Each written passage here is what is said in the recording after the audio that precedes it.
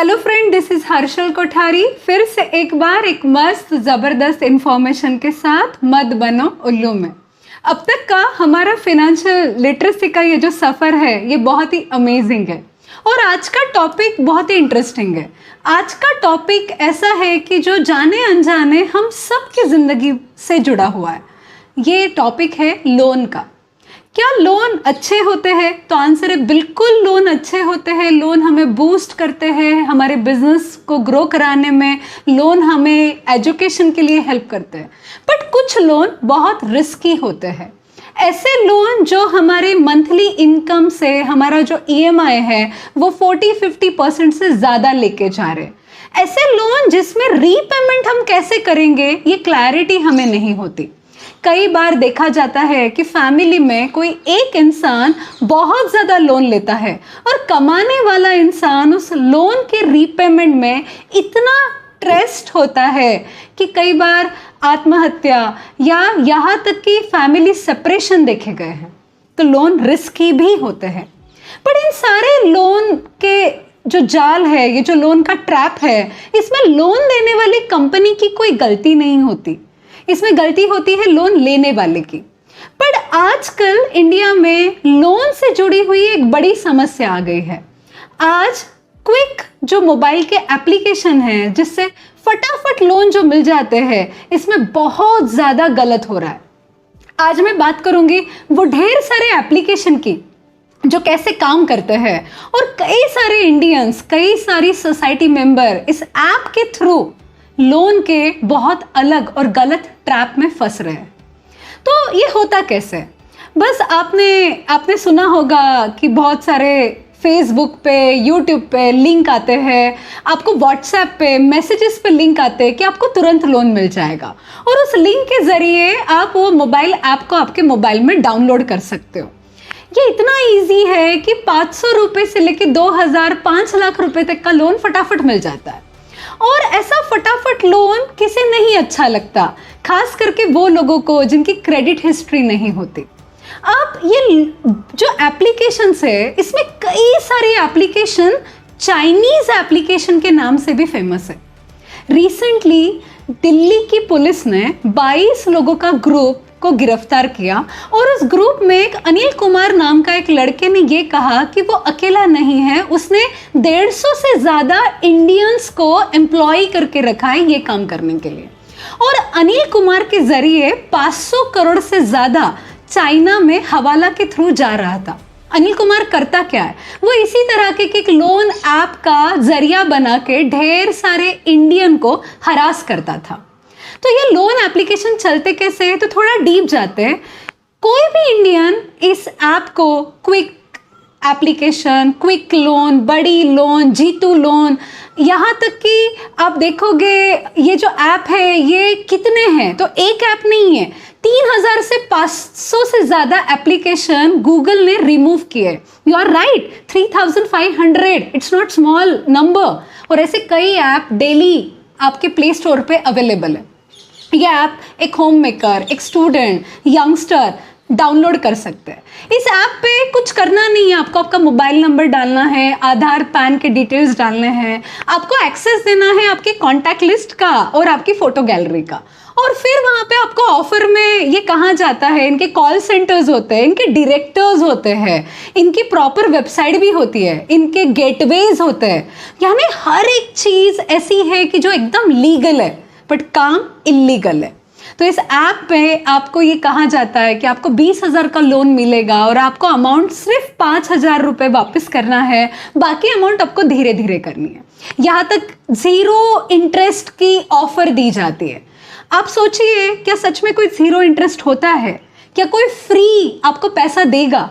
इस धरती पे ऐसी कोई भी चीज़ जो फ्री आपको मनी मैनेजमेंट में आए तो ऐसा कभी कुछ नहीं होता। फिर भी लोग इस ऑफर के जाल में अटक कर ये ऐप को डाउनलोड कर लेते हैं और अपनी मोबाइल गैलरी, कॉन्टैक्ट लिस्ट, आपका जो फोटो की गैलरी है उसका एक्सेस देके इनके अकाउंट में ये 2000-5000 का लोन आ भी जाता है। कितना अच्छा लगता है कि आपको एक ऑफर किया गया है कि आपको 20,000 का कर्जा मिलेगा, आपको सिर्फ 5,000 लौटाने, बाकी आराम से लौटाने 0% इंटरेस्ट पे। और ऐसे सच में अगर 20,000 या 5,000 या 2,000 आपके अकाउंट में आ गए तो होता क्या है, बस 8 दिन के बाद फोन आता है और उस 2,000 के बदले आपको 5,000 रुपए मांगे जाते हैं। अगर आप वो ना लौटाओ तो उनके पास आपका फोटो गैलरी का एक्सेस है, वो आपके फोटो को मॉर्फ कर सकते हैं, वो आपके कॉन्टैक्ट लिस्ट में ये सारे फोटोज को भेज सकते हैं। इनफैक्ट वो आपको ये कहते हैं कि हम आपको पूरा शर्मसार कर देंगे आपके कॉन्टैक्ट में, आपके पहचान में।